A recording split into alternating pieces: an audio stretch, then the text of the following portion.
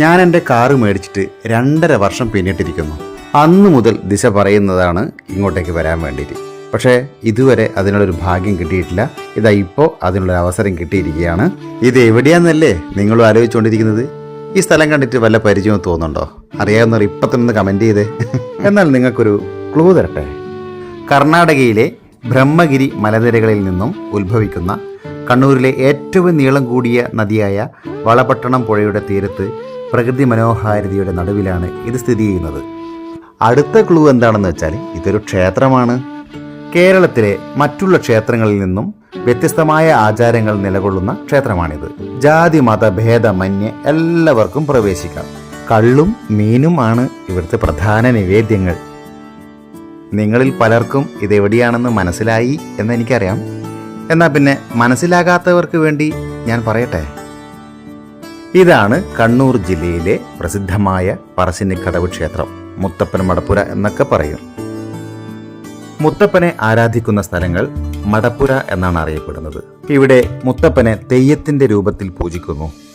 ദിവസേന നടത്തുന്ന വെള്ളാട്ടം തെയ്യം ഇവിടുത്തെ സവിശേഷതയാണ്. വിനോദസഞ്ചാരികളൊക്കെ വരികയാണെങ്കിൽ ക്ഷേത്രത്തിനടുത്ത് തന്നെ ബോട്ട് സർവീസ് ഉണ്ട്. അതുപോലെ തന്നെ വിസ്മയ അമ്യൂസ്മെന്റ് പാർക്ക്. പ്രകൃതി സ്നേഹികളുടെയും വന്യജീവി ആരാധകരുടെയും പ്രിയപ്പെട്ട കേന്ദ്രമാണ് പറശ്ശിനിക്കടവിലെ സ്നേക്ക് പാർക്ക്. ഇതൊക്കെ ക്ഷേത്രത്തിനടുത്ത് തന്നെയുള്ള സ്ഥലങ്ങളാണ്.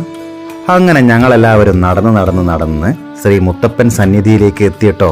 നമ്മുടെ കമലമ്മയും ദിശയും കൂടി എന്തൊക്കെയോ വഴിപാട് കഴിപ്പിക്കേണ്ട പരിപാടിയാണ്. അങ്ങനെ ഞങ്ങൾ അവിടുന്ന് റെസിപ്റ്റൊക്കെ മേടിച്ച് നേരെ ഉള്ളിലേക്ക് പ്രവേശിച്ചു. തൊട്ടടുത്ത് തന്നെ നിവേദ്യമായ മമ്പയരി പുഴുങ്ങിയതും തേങ്ങാപ്പൂളും നല്ല ചൂട് ചായയും ഇവിടെ കിട്ടാനുണ്ട് കേട്ടോ. ഉച്ചയ്ക്ക് 12:30 മുതൽ 2:30 വരെയും അതുപോലെ തന്നെ രാത്രി 8 മണി മുതൽ 10 വരെയും ഭക്തർക്ക് അന്നദാനവും നൽകുന്നുണ്ട്. നമ്മളെ തേജ കാസിനോവയുടെ ചോറൂണ് ഇവിടുന്നാണ് നടത്തിയിരുന്നത് കേട്ടോ. മാർച്ച് മാസത്തിലാണ് ഇവിടുത്തെ വാർഷിക ഉത്സവങ്ങളൊക്കെ നടക്കാറ്. ശ്രീ മുത്തപ്പന് നായകളുമായി അഭേദ്യമായ ഒരു ബന്ധമുണ്ട്. അതുകൊണ്ട് തന്നെ ചിലർ വഴിപാടായി നായക്കുട്ടികളെ ഇവിടെ നൽകാറുണ്ട്.